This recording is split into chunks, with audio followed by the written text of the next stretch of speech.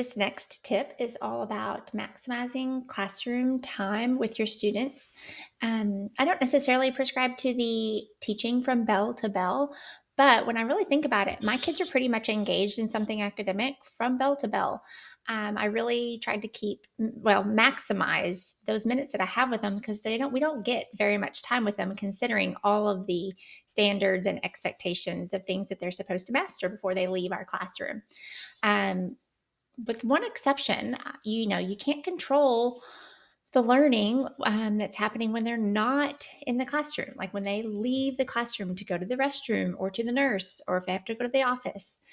Our campus was pretty large, and so that could mean that students were out of the classroom, missing content, or engaged in a learning activity for like 10 or 15 minutes, which was really hard for me to grasp. So I decided to do something about it.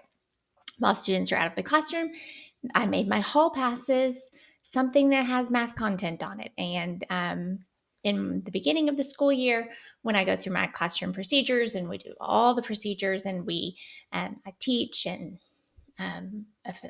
practice and assess my expectations for them, this is one of them that I talk about.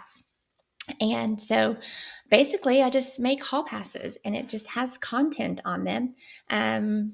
For example, the square roots. That's an easy one for them to kind of practice and quiz themselves on while they're out of the classroom. You can glue, like, oh, this is the nurse pass. And so I want them to practice square roots when they're on their way to the nurse, for example, or if they're going to the restroom.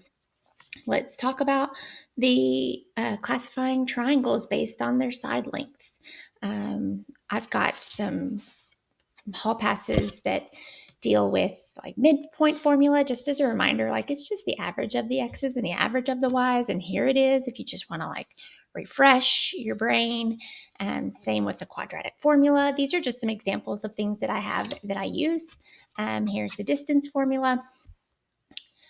So that's a great, just quick efficiency tip for making sure that students are engaged, their brain is engaged while they're out of your classroom.